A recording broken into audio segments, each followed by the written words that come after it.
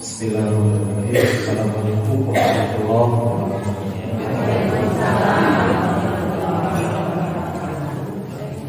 Alhamdulillahirabbil alamin.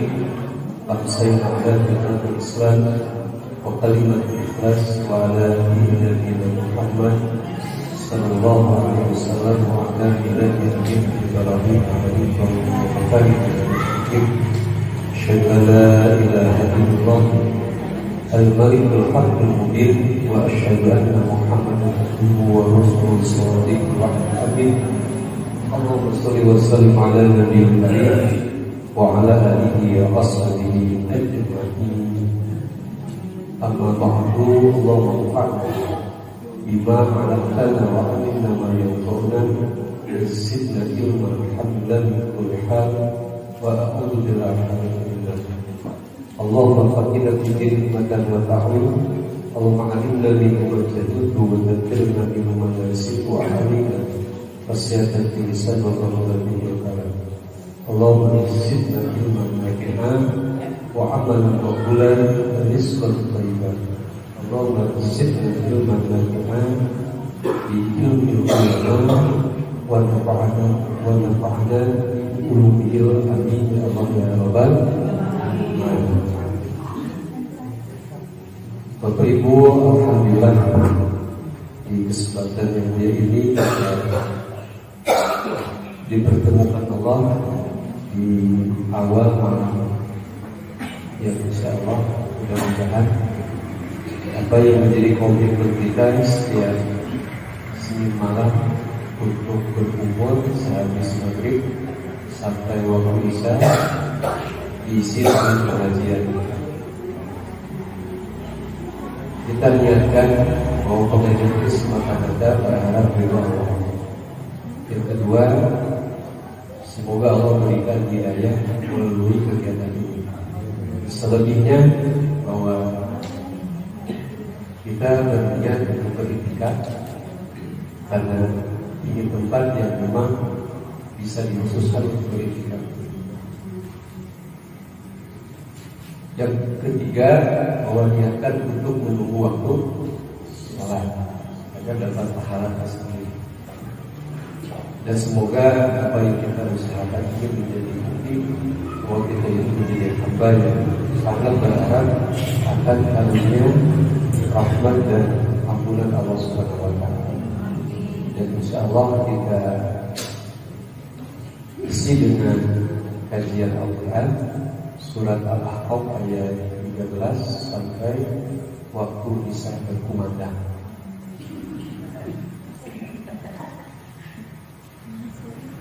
Pas ayat Bu. A'udzu billahi minasyaitonir rajim.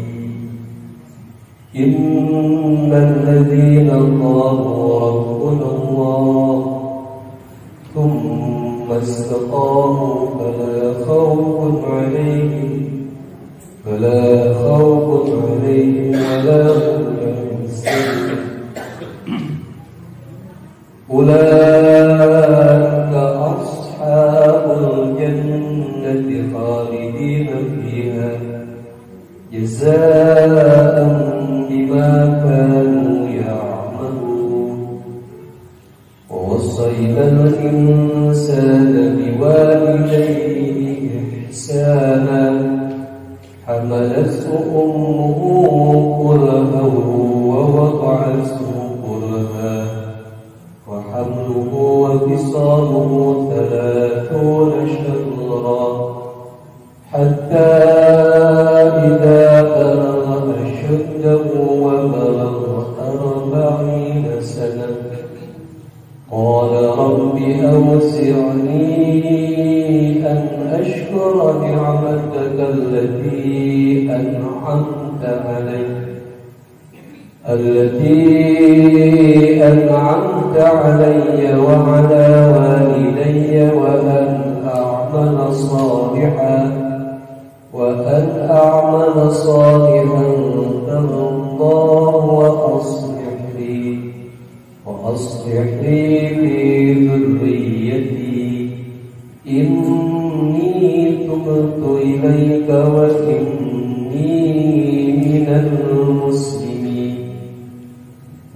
أولئك الذين نتقبل عنهم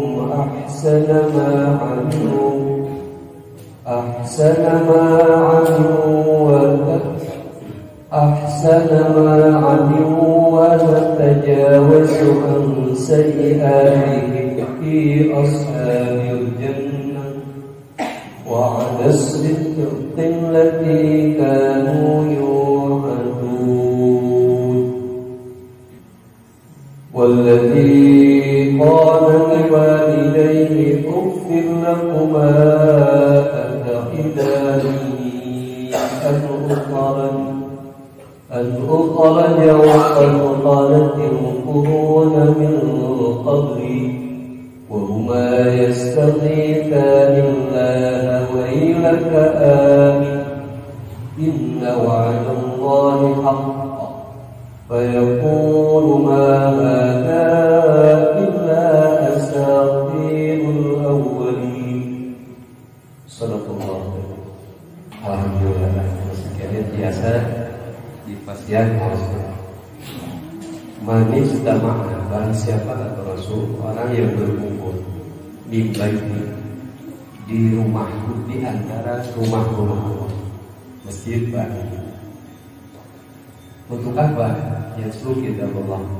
Mereka senantiasa membaca kitab Allah, tadarus, dan mereka mengkaji, menelaah dari isi kitab Allah. Yang pertama, wasiat rahmat. Allah akan meliputi orang tersebut dengan rahmat. Yang kedua, kufatil malaikat, akan dikerumuni oleh para malaikat. Yang ketiga, dianugerai sakinah, ketenangan. Yang keempat, Allah akan membanggakan tentang hamba yang tadi di hadapan para malaikat yang mulia. Kira-kira kita ini memenuhi syarat ya untuk dapat yang pasti. Orang yang berkumpul, ini orang bukan yang berkumpul, pasti orang. Yang namanya kumpul lebih dari dua, lebih dari satu, dua orang sampai enggak dihitung banyak. Untuk apa mereka? Di mana kumpulnya? Di masjid. Untuk apa? Membaca Al-Quran, hadits macam, dan juga yang tadarus, mengkaji.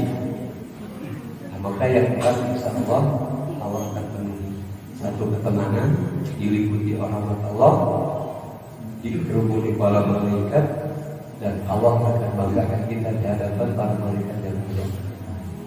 Bahkan hebatnya lagi, orang yang mencari ilmu malaikat akan mengepakkan sayapnya dan memohon ampunan Allah bagi orang yang mencari ilmu Allah. Bahkan hatta kutab ilmah, sampai laut yang ada di laut yang ada di laut semuanya minta ampunan orang-orang. Insyaallah itu kerjaannya sederhana, tapi dia upahnya begitu luar biasa. Cuma modalnya duduk di majelis. Cuman itu Pak, modalnya mahal sih Pak. Itu Bapak kudu mikir lah, dengar Ustaz. Ibu-ibu sama lah, dan perhatikan baik dari ngobrolnya bulan. Dan insyaallah nanti kamu kepada Allah untuk Allah berikan petunjuk dari ayat ini. A'udzubillahi minasyaitonir rajim. Ya Allah, kami memohon perlindungan darimu dari godaan syaitan yang terlaknat. Syaitan yang mana Pak? Coba syaitan yang mana? Syaitan yang di luar sana atau yang di diri kita? Karena itu syaitan di dalam diri sendiri. Ayat eksternal di luar kita, ayat internal. Dan setan yang di diri kita itu jauh lebih luar biasa hebatnya daripada setan di luar sana.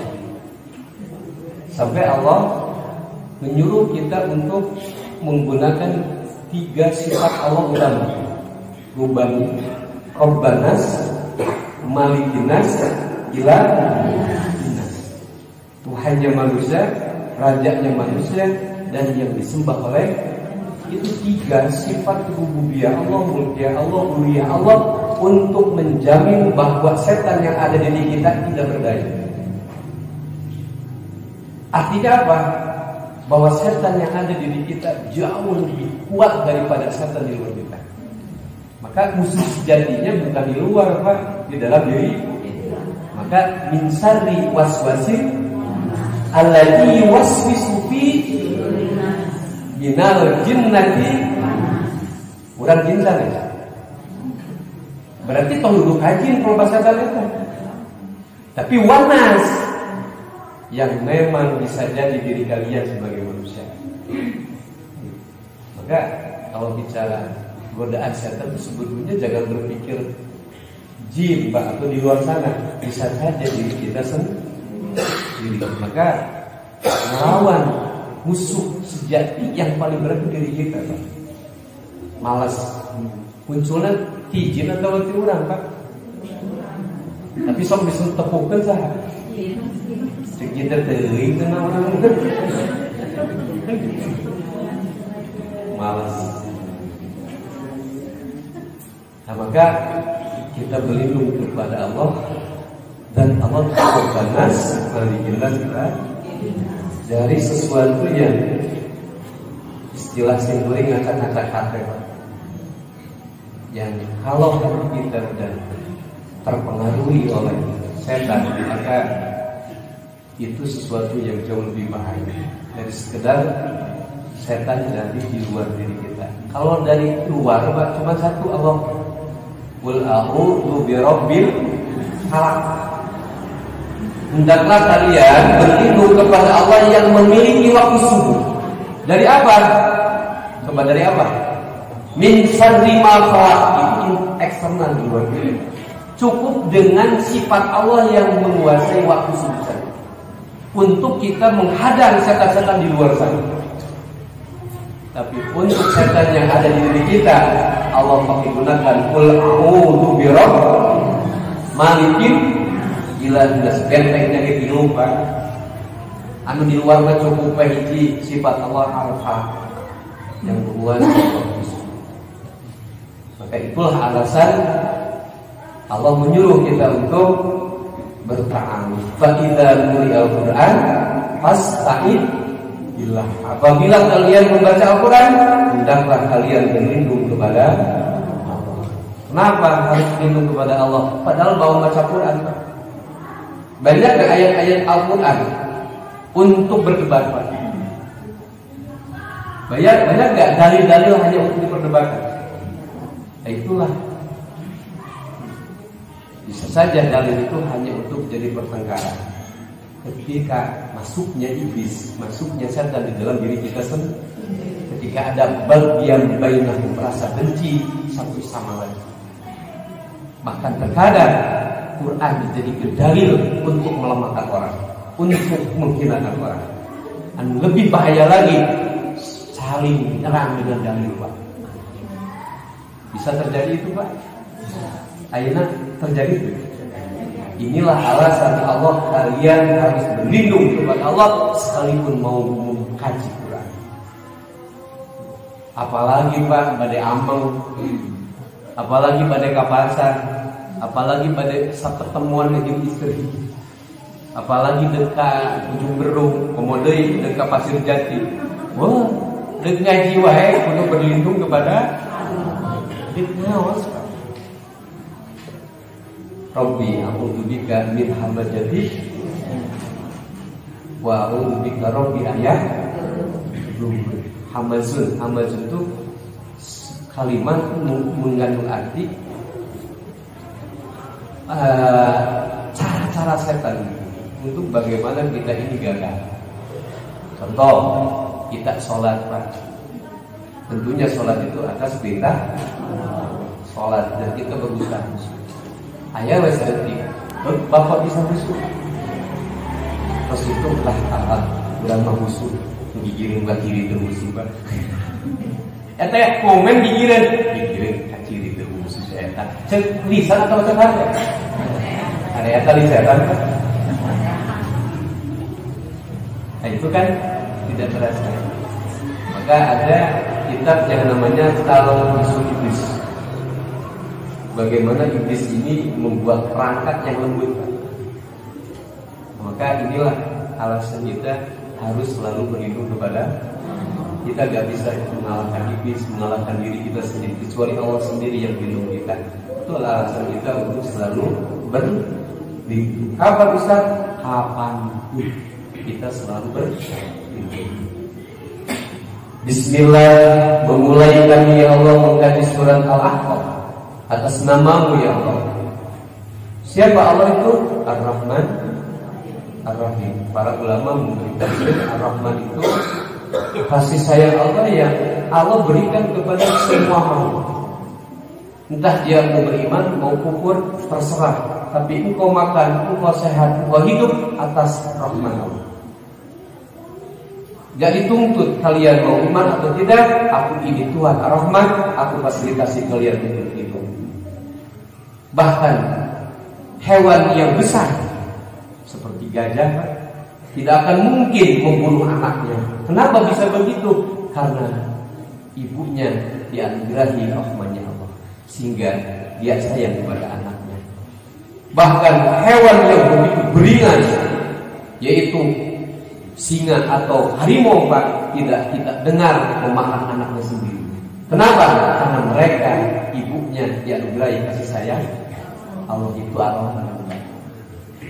Sehingga tidak ada hewan yang namanya harimau memakan anaknya sendiri. Tapi ayah manusia anu tolong nges anaknya seorang. Berarti begitu pager kayak hidung mau atau pager kayak hidung manusia. Padahal dari status kemakhlukan hebat manusia, hebat mau. Maka Allah katakan kalau manusia tidak lagi memperhatikan ayat-ayat Allah, tidak mau mendengar ayat Allah, melihat ayat Allah, ka'an bahul adol, mereka bagikan hewan bahkan lebih rendah daripada hewan. Harimau memang pemangsa. Apakah pernah puncal habis karena harimau? Tidak pernah mendengar hijab habis dimakan harimau. Dan ketika hutan masih ada harimau, maka selama itu hutan terjaga. Tapi ketika manusia membunuh harimau, maka semuanya yang ada di hutan habis semuanya. Mungkin itu hebat karena harimau, hebat karena manusia. Katanya manusia lebih hebat daripada hewan. Tapi kalau bahkan kalau gitu, di mana hebatnya? Bahkan lebih hina daripada apa? Hebat. Barang yang udah jika hewan. Pade itu udah hewan lebih hot, lebih apa kan? Hewan lebih santu sok etap harimau. Apakah menghabiskan kijang di hutan enggak? Pesuara sare gue kena anak tadi. Tapi manusia apakah puas batas itu? Harimau nanti payahan, puncaknya dijual beak dulu nama. Usaha eta. Kalau begitu yang hebat harimau atau manusia? Maka benarlah kata Allah, al-an'am bahul sebut tadi. Supaya bahlul lebih bodoh daripada hewan. Nauzubillah min. Bagaimana upaya kita supaya tidak jadi bahlul? Maka Allah Subhanahu wa taala turunkan Al-Qur'an sebagai pedoman hidup bagaimana kita bersikap. Itu tujuan Allah turunkan Al-Qur'an supaya kita paham untuk menjaga kemuliaan kita dari status kemakhlukan tetap mulia, bahkan lebih mulia dari hewan, maka harus diberi hidayah Al-Qur'an untuk mengelola hidayah rizki, hidayah naluri makan, naluri minum, naluri berhubungan.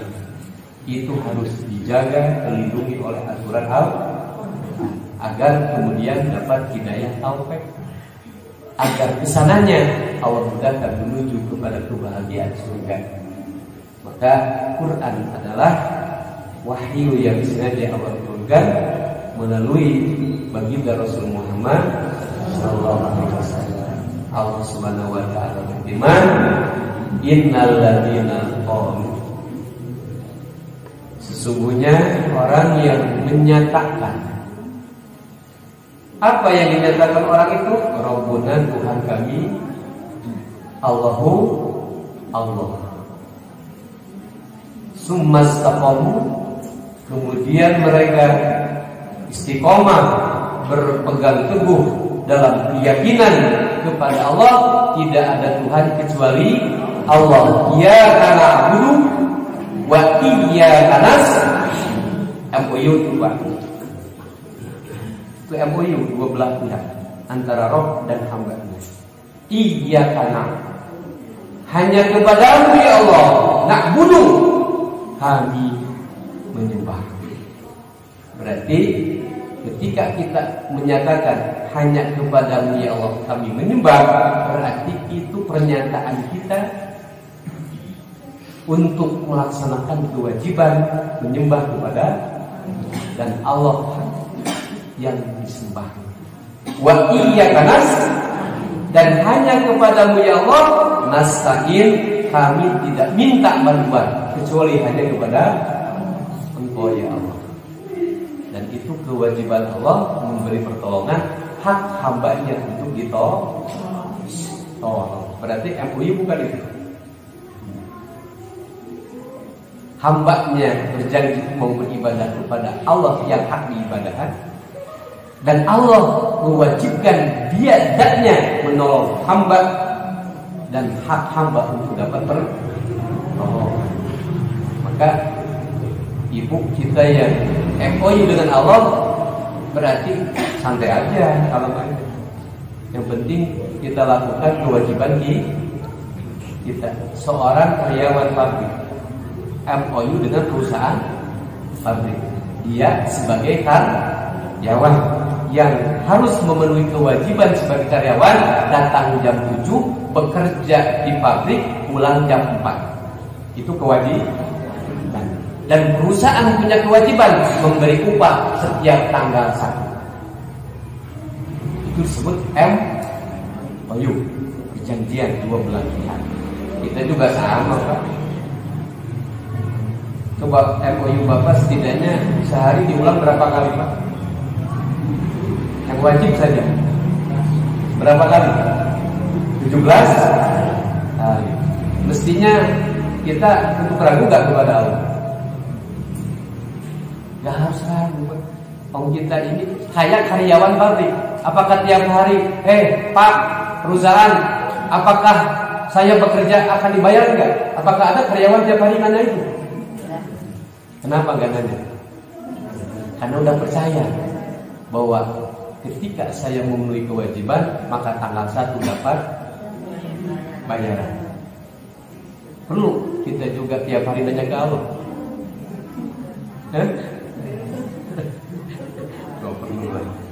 Lakukan aja dan jangan tanya, Allah akan memenuhi kewajibannya kepada kita. Tapi ada orang yang minta bayaran ke Allah, tapi cara digawe Pak. Ada orang datang ke pabrik minta tapi itu digawe di pabrik. Kira-kira orang model apa itu? Kira-kira dibayar uang. Maka sesungguhnya orang yang telah menyatakan bahwa Tuhan kami adalah Allah. Udah. Siapa Allah itu? Saha Allah Pak? Saha Allah. Allah itu satu di antara asma Tuhan. Rabbuna Tuhan. Allah satu di antara namanya itu adalah Allah. Jadi Allah itu ismun. Maka ismullah menjadi bismi. Maka ketika kita butuh Allah, udah kamu sah. Ketika udah meyakini bahwa aku ini adalah Tuhanmu, namanya Allah. Kalau kamu butuh aku, udah seru saja Allah, aku Rahman, atau seru aku Ar-Rahman. Jadi kalau kita butuh Allah, tinggal seru siapa? Maka udah menjadi mafhum. Ya Allah, ya Rabbi, ya Rabbana. Itu adalah cara berkomunikasi kita kepada Allah. Allah mendengar gak? Kenapa Allah mendengar?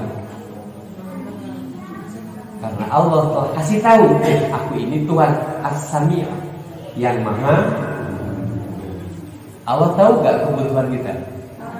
Kenapa Allah tahu kebutuhan kita? Al-Alim, karena Allah maha mengetahui. Betul gak rizki? Rizki milik siapa? Berarti mintanya ke siapa?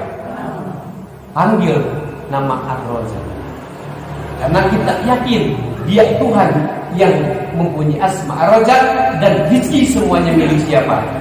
Allah. Maka panggil Ar-Razzaq ketika kita butuh rizki. Kira-kira gampang gak ketemu Allah? Gampang, sangat gampang.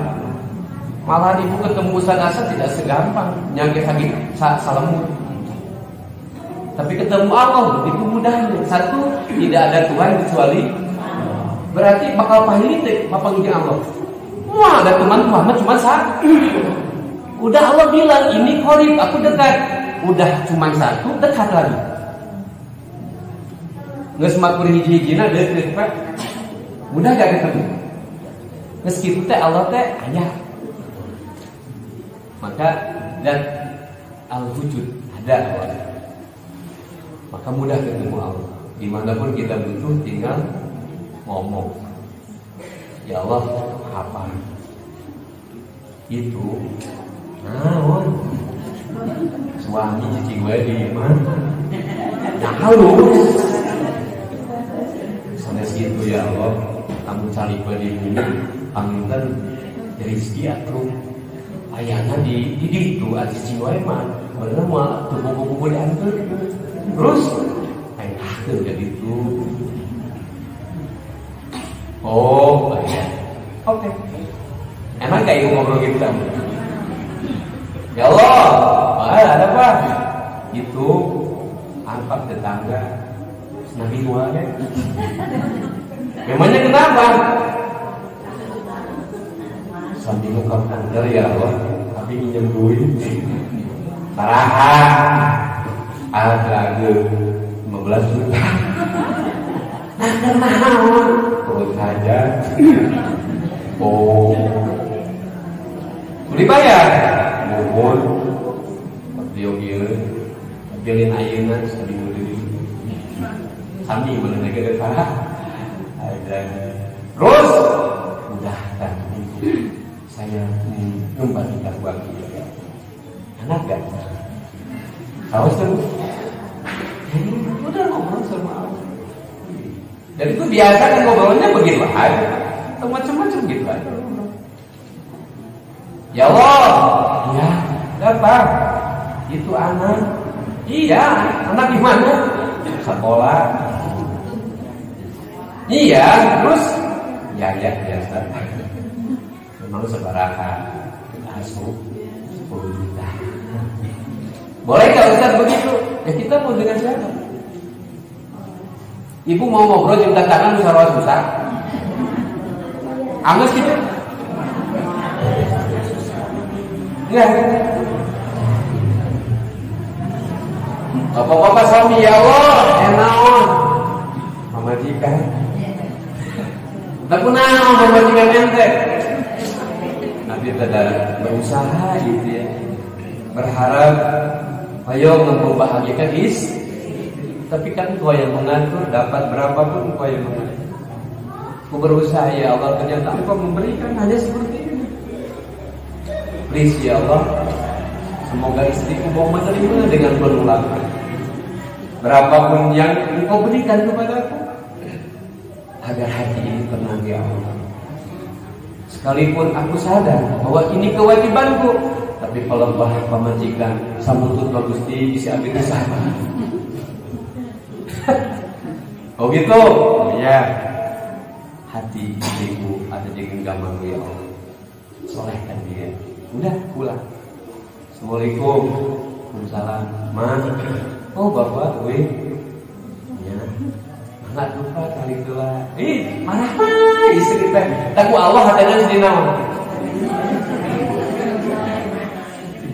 Kalau Allah jadikan hati istri kita lembut ya lembut. Kenapa bisa lembut? Bapaknya mental lakasaha. Semua hati di genggaman siapa? Maka kalaulah kita menyatakan bahwa Allah adalah Tuhan, apakah Tuhan digunakan sebagai Tuhan? Banyak orang ngaku Allah Tuhan, tapi sapopo itu dipakai ke Tuhan. Maka sumpah sakimu itu apa? Gunakan fungsi Tuhan. Jangan Anda hanya mengaku Tuhan, tapi eksistensi Tuhan tidak Anda gunakan untuk bagaimana kita hidup. Padahal Tuhan jauh lebih bisa dari segala sesuatu, karena Dia pemilik segala sesuatu. Maka sumpah sakimu itu adalah tugas kita. Benarkah kita menyatakan bahwa Allah Tuhan? Apakah eksistensi Tuhan digunakan tidak dalam kehidupan kita? Artinya apa? Orang udah kenal Tuhan itu happy aja, Pak. Kenapa happy? Memang ada itu sesuatu yang di luar pengetahuan Tuhan. Anu cager, dicagerkan usaha. Lu geli? Kudu ayat saja. Kudu ayat geli. Terus kenapa ibu protes ini?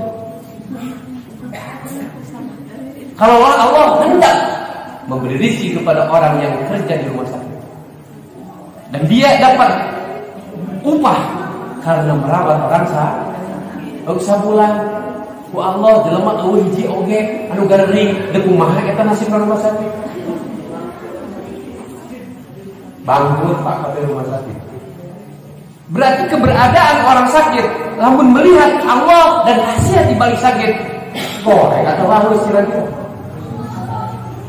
Tergantung cara pandang kita. Bisa ada yang mengatakan jelek, tapi kalau kita memandang Allah dengan segala kemahakuasaan dan tidak ada yang dibuat oleh Allah kecuali kebaikan, maka orang akan tahu bahwa di dalam keburukan pasti Allah menyimpan kebaikan.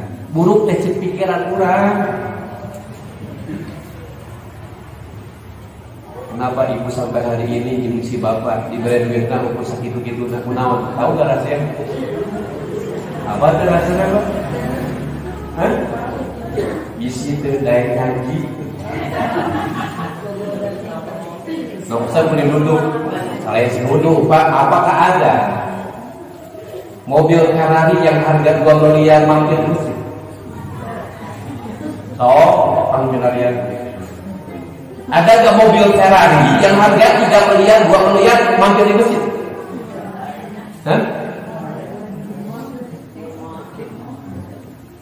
Nah ya Pak, biasanya Ferrari itu mampirnya di mana? Di mall jarak, di karaoke. Berjogem. Bukan beli goreng sangga. Bukan goreng sangga. Tapi berpikir positif. Kenapa ya Ustaz, saya udah bekerja inginnya kaya tapi sakit wae nyaah. Kenapa? Lamun beunghar sih kita mau daek bolak-balik. Nah, sibuk urus harta, sibuk urus pabrik, sibuk urus mobil, capek tiap hari memikirkan besok berapa untuk bayar pajaknya, besok berapa setoran uangnya. Maka ibu, ketika kita hanya berpikir makan karena tidak terlalu banyak diberi amanah, kira-kira itu jauh lebih menyenangkan jika kita mampu beribadah. Sekedar diberi kekayaan malahan menjadi maksiat. Untuk itu mau usah terlalu benar, malah dan balehan masalahnya. Jadi paham yang nama ibu menawan ibu jadi pasien terhadap nyaha diberi secukup. Ustaz itu dah yang benar gampang. Udah, kalau durhakanya entong kagok. Udah, jangan beriman saja kepada Allah. Berbongna juga jendah. Ku Allah dibedahkan abwaba, di pintu-pintu dibuka seperti itu. Kenapa? Karena ulama katakan dunia sijul ini. Dunia ini bagi orang mukmin itu penjara. Coba, bapak banyak uang, lalu bapak beriman. Ada gak kewajiban bapak untuk menjaga itu harta? Di antaranya harus mengeluarkan untuk zakat, membantu orang yang susah. Besok kurban orang yang punya uang dan mampu wajib hukumnya kita beli satu kawan kurban. ketika mampu punya banyak uang, lalu Allah panggil untuk ibadah haji, tapi dia tidak membayar ibadah haji, maka tinggal pilih matinya mau Yahudi atau Nasrani. Itu gara-gara benar. Maka kalau kita tidak terlalu banyak, harta itu sebetulnya bisa jadi Allah sayang agar kita tidak terlalu banyak kasih. Kau Ustaz nggak bahas tadinya, lumayan bahkan butuh obat dulu. Maka tidak terlalu Yang jelas kita bersyukur. Apa di antara yang harus kita bersyukur? Allah anugerahkan iman di hati. Apakah setiap orang beriman kepada Allah? Coba, apakah Allah anugerahkan semua orang beriman kepada Allah? Terus apakah ada sesuatu yang lebih berharga daripada iman? Ada yang lebih berharga daripada iman. Kalau Allah berikan surga dengan syarat beriman, berarti siapapun yang ingin dapat surga yang abadi karena rahim Allah di sana, maka syarat utamanya harus beriman. Pertanyaannya, siapa yang memberikan iman di hati kita? Apakah kita yang bisa mengandung iman atau Allah yang berikan iman? Berarti ibu, orang diberi sesuatu yang paling berharga di antara segala sesuatu yang berharga. Bahkan seandainya bumi dengan segala isinya ada nilai berharga di sisi Allah, maka Allah tidak akan berikan satu tetes air pun kepada orang kafir. Itu kata Rasul. Lamun ia dunia ayah harga seharga sayap nyamuk di sisi Allah, maka Allah tidak akan berikan satu tetes air pun kepada orang yang kafir. Berarti mafhumna ilmunya berharga dari sisi Allah. Enggak. Maka dunia mal'unun wa mafiha kata Rasul. Dunia dilaknat dengan segala isinya yang ada di dunia. Begitu Ustaz? Ya tanya aja ke Rasul. Dunia dengan segala isinya itu terlaknat. Ilah kecuali mantakallah, orang yang tidak kepada Allah. Jadi kalau kita bagian dari dunia, isi dunia kita ini bagian dari isi, ingin keluar dari keuntungan Allah, maka pastikan kita di antara orang yang mau berzikir kepada Allah. Baru kita keluar dari keuntungan Allah. Apakah ini itu Ustaz? Enggak. Dunia dengan segala isinya yang digunakan untuk agama Allah, baru itu dunia tidak dikutuk orang. Bapak ngadu dunia bentuknya pakaian, kalau tidak untuk ibadah itu dikutuk Pak. Punya kendaraan, kalau tidak untuk ibadah itu dikutuk Pak. Punya harta banyak atau sedikit, kalau tidak untuk agama Allah itu dilaknat oleh Allah. Yang ketiga, al-alim, tidak keluar dari keuntungan Allah, orang yang berilmu, yang dengan ilmu mereka amalkan. Yang keempat, al-muta'alliman, orang yang mau belajar ilmu Allah, baru keluar dari keuntungan Allah. Maka alhamdulillah ayat pengajian ibu ieu teh urang teh supaya setiap waktu betul-betul ayah di rahmat Allah keluar dari laknat itu. Kenapa? Itulah ujian iman. Maka Allah katakan sumas taqimu, kemudian mereka beristiqomah dalam keimanan. Maknanya apa? Berat apapun ujian tetap kita jalani dengan penuh keyakinan kepada Allah. Sampai kapan Ustaz? Sampai ujian itu dicabut karena kematian. Berarti kita menjaga iman yang Allah berikan sampai kapan? Sampai ruh geus teu betahkeun dina awakna. Baratah keneh Pak ruh. Baratah keneh cara dina awak baratah keneh. Tapi siap diuji. Siap diuji. Itu konsekuensinya. Ahasiban nasu ayatraku ayaqulu amana. Manusia, apakah kalian mengira bahwa kalian dengan mudahnya mengatakan amanah? Bilang iman kepada Allah. Allahumma mengajukan sementara kalian juga puji. Itu konsekuensi manusia yang menyatakan iman kepada Allah, itu konsekuensinya akan diuji. Gitu ya Allah. Ya. Seperti kami telah menguji orang sebelum kami. Untuk apa ya Allah Engkau uji? Karena menyatakan aku beriman kepada Engkau ya Allah. Untuk aku kasih tahu mana yang benar imannya dan mana yang bohong imannya. Emang ada gitu yang bohong? Ada yang bohong Pak? Tahu dari mana itu ada? Wa minan nasi may yaqulu amanna billahi wa bil yaumil akhir wa ma hum bimu'minin yukhadi'una Allaha wal ladzina amanu wa ma yakhda'una illa anfusahum wa ma yashurun fi qulubihim maradun fazadahumullahu marada wa lahum adzabun alimun bima kanu yakdzibun. Bohong. Nanti tuh dia dibaca. Hanya baca buku-buku dengar. Ada orang yang kata Allah ada di antara manusia yang mengatakan dia iman kepada Allah, iman pada hakikatnya tidak beriman. Bahkan mereka berprasangka mau menipu Allah orang beriman, padahal tidak mereka menipu kecuali terhadap dirinya sendiri. Kenapa bisa begitu ya Allah? Fi qulubihim marad, karena di hatinya ada keraguan kepada Allah dan dibiarkan oleh Allah untuk ragu dan Allah tambah keraguannya dan kemudian Allah akan hantarkan dia azabul alim. Kenapa? Dimakan yakdibun, karena mereka telah bohong kepada Allah. Mulutnya beriman tapi perilakunya jauh dari Allah. Ada begitu.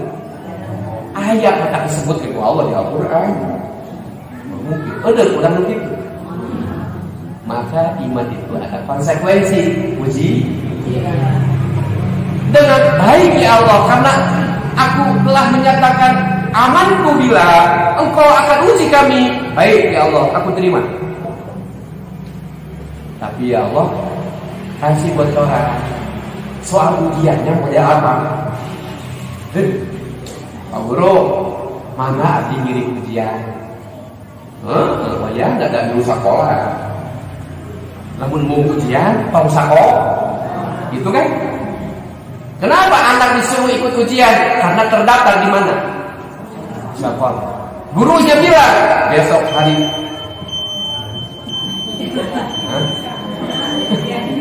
Senin harus ikut ujian. Pak Guru alim, abi mau ujian, tak sekolah. Ya Allah, nggak mau aku uji, pengiman. Oke, Pak Guru aku ikut ujian, tapi please bocorkan soal ujian ini agar nanti malam hari Sabtu Minggu aku agar hari Senin aku tidak bingung mengisinya. Allah kasih bocoran juga soal ujian bagi orang beriman. Apa itu soal ujian apa? Waladhu bisyari wal khair isna wa ilaina. Sungguh akan uji kalian orang beriman dengan kebaikan dan keburukan. Itu adalah ujian dan hanya kepada Allah kami kalian akan kembali. Berarti ujiannya cuma dua, ada yang khair, ada yang syar, yang buruk. Ayat cager, ayat gurih, ayat benghar, ayat sangsara, ayat susah, ayat mudah. Osok mangihan Pak, dina kehidupan ini. Kadang payung, kadang untung, kadang baur, kadang kadang menang, kadang. Kenapa? Itu soal dunia. Kenapa? Karena kita pasti diuji. Oh gitu ya Allah, itu soal ujiannya. Baik ya Allah, kalau Engkau akan menguji karena keimanan kepadamu dan Engkau bocorkan soal ujiannya cuma dua, oke ya Allah, please kasih bocoran jawabannya benar. Kita oke Pak, jawabannya benar. Karena jawabannya yang benar. Bisa. Jadi hanya dua ya Allah, Engkau akan uji kami. Ya. Dengan apa ya Allah? Dengan kebaikan. Sehat, istri babari, salaki bagus, baru dapat salah lagu, kami kata abah lagu. Ujian kan itu. Oh Ustaz, tapi mau kerja di pasar anugerah. Nawan sehat, selama naik pangkat, gaji naik, pak udah salah tuh naik anugerah dia. Gusti Ustaz, tapi nanti diuji menawan. Tantangan nyalekan, salah itu kembali, makan tahu yang dulu. Tapi terdiu, berapa? Ujian itu orang padahal kalau sih. Kadang orang bersabar diuji dengan keburukan, tapi gagal diuji dengan kebaikan. Salah Pak, itu diuji dengan kemiskinan, dia lolos, gak jauh dengan Nabi. Tapi begitu diberi kekayaan, jangankan di masjid sholat ini tinggal gara-gara dengar. Siapa dia? Sahabat. Balik itu. Maka udah, mau soal apa yang Allah akan ujikan kepada kita, biarkan itu hak Allah Pak. Mau Allah uji hari ini dengan kebaikan, monggo, hak ya Allah, beri soal itu. Besok engkau uji dengan keburukan, silakan ya Allah, hak engkau yang akan beri soal ujian. Tapi please ya Allah, berikan jawaban yang benar kepadaku. Apa jawabannya ya Allah? Oke, aku kasih dulunya. Kalau aku uji kalian dengan kebaikan karena keimanmu, maka jawab dengan sungguh. Jangan kau jawab dengan benar. Jadi lalu diuji kebaikan, jawaban benar apa Pak? Jawaban salah? Oh. Jika aku uji kau dengan keburukan, aku berikan jawaban yang benar. Bersabar, jangan putus asa. Kau betul arah. Berarti jawabannya lalu diuji keburukan apa? Lu bener lah, lu salah lah. Jelas konsepnya. Ayat bisa bawa itu Pak. Terserah, terus nalati sodaqallahu. Maka terakhir, maka ketika kita lolos apa jamin Allah? Fala khaufun alaihim wala hum. Oke, kalian istiqomah, benar mengisi ujian, aku jamin fala khaufun alaihim. Jangan khawatir, aku jamin kalian tenang saja. Walau yahzanun, mana yang mau sedih pasti bahagia karena aku jamin kalian tidak diberi rasa sedih. Maka itu ke teori semakin tenang. Salah khaufun, tidak diberi rasa khawatir, walau yahzanun, kalian aku jamin tidak sedih. Berarti lamun khawatir naon? Tenang. Lamun tersedih bahagia. Berarti ingin tenang jeung senang teh tadi beriman dan istiqomah dalam keimanan, sekalipun Allah uji dalam bentuk apapun, tapi secara garis besar ujian cuma apa? Dua, sagir, gede. Moga dipuji, untuk itu adalah ujian. Mulai ashabul jannah, baru kalian aku hantarkan ke tempat yang disebut jannah. Apa itu jannah? Taman yang indah. Khalidina fiha jazaa'an bima kanu ya'malun. Sebagai reward, sebagai upah dari apa yang kamu kerjakan, dari ujian yang aku berikan. Mudah-mudahan sadayana lulus ujian. Amin. Alhamdulillah. Kau sakit dulu dan kontrak lagi dugi ka. Subhanallah wa bihamdihi asyhadu an la ilaha illa anta astaghfiruka wa atubu ilaik. Hasbunallah wa ni'mal wakeel.